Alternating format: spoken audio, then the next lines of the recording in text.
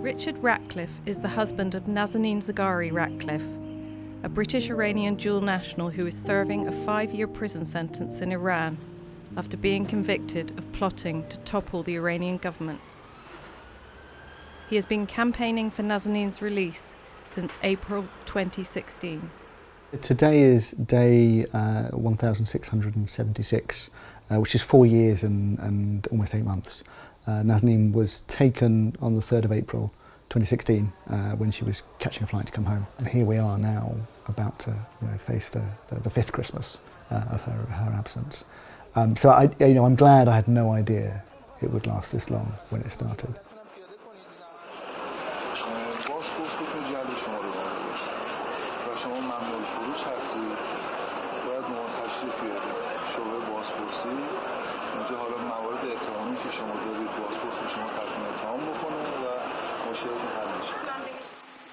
Gabriella was 22 months when Nazanin got taken. She's now 6.5, getting much bigger.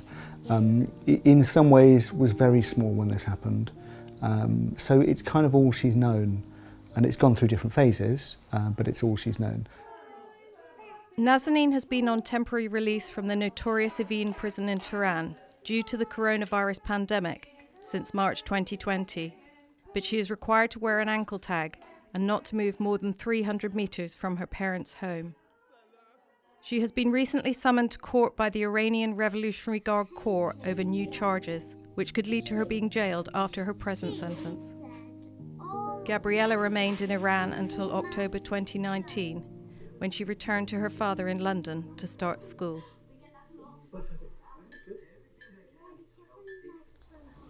I think it was really important for me to know that it was important for me that she would know that we were here waiting for her, that I was here waiting for her, that nothing was going to change,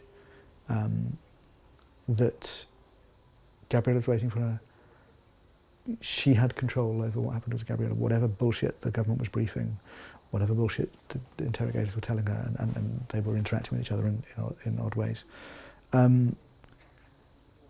I was not going to take her baby away from her without her consent. I was not going to abandon her. The most important thing I could do was to be there for her in a public way. I'm not sure necessarily it made it any quicker for her to come home because it's taken 4.5 years. I'm absolutely sure it'll make it easier for us both to recover. And that the journey back to ourselves, which is, homecoming is a journey, it's not an arrival. But that journey back to ourselves will be made immeasurably easier by knowing that we stood next to each other through this. Gabriella doesn't have a normal life at the moment. There's no point in pretending it's normal now because it's not. But this is not what defines us as a family. This is not, we will have, we won't say happy ever after, a normal ever after. When we went to meet Boris Johnson, I took Gabriella. Didn't have to. In some ways, she then gets exposed to lots of cameras taking pictures and so on. But partly so that it does make it clear this is an ordinary family that's going through this. But partly also that when she looks back on it, she had a part to play in getting Mummy home. She knows that we're battling for Mummy, we're battling for her, we're battling for all of us. The key obstacle in securing the release of Nazanin and other dual nationals held in Iran is the £400 million debt the UK owes to Iran, arising from an arms deal cancelled after the 1979 Islamic Revolution. Nazanin was taken, I think that's really clear at this point, was taken to get that money back. She was not told that at the beginning, but she was told with increasing clarity over the first few months. Until it was made perfectly clear to her. And then ever since she was told, every time that debt court case didn't resolve, something bad would happen to us. And there's been a mirroring effect all along for 4 years. The family's MP in North London, Tulip Sadiq, has been pressuring the government to recognise the link between Nazanin's imprisonment and the debt case. I want to raise the issue of the debt, the £400 million debt that we owe Iran. The date for the court hearing for the debt was meant to be today, but last week we were told that this was being postponed. On the very same day last week, Nazanin Zaghari-Ratcliffe was told that she faces trumped-up new charges against her, that she has to go to court and may be sent back to prison. Madam Deputy Speaker, for me, that is not a coincidence. That is a punishment. I know the government has continuously denied the link between the debt that we owe Iran and Nazanin's imprisonment. But burying our heads in the sand is costing my constituent her life. I've said on a number of occasions that the debt that we recognise is unrelated. We are seeking ways to resolve this 40-year-old debt, and as I've said on a number of occasions, I am unwilling to go into further details of that because of its ongoing situation. I just would like to say to the government that they need to think about the fact that a woman has been in jail for 4.5 years for a crime she didn't commit. Her only crime was literally to go on holiday to see her parents. She is a British citizen, she's one of us, she lives locally, and we want her back here, but we want the government to recognise that they haven't done enough. Jeremy Hunt granted an exceptionally rare diplomatic protection status to Nazanin when he served as Foreign Secretary, in a bid to increase the pressure on Iran to release her. We met Mr. Hunt to ask him about what this has meant in practice. Well, that was a very difficult decision.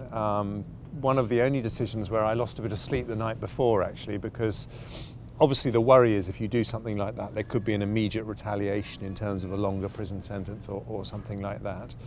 But I took the view that Richard wanted to do it very strongly, and I had a number of conversations with Richard where he made it clear to me that he did understand the risks. I think the Foreign Office was always nervous that the practical impact of diplomatic protection might not be as high as the symbolism.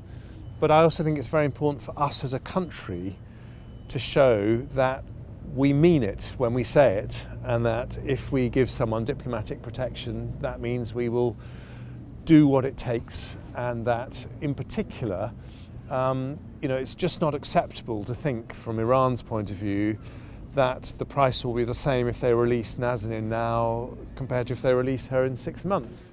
Mr. Hunt travelled to Iran in 2018 to meet with his Iranian counterpart and demand Nazanin's release. While in Iran, he met up with the then 4-year-old Gabriella.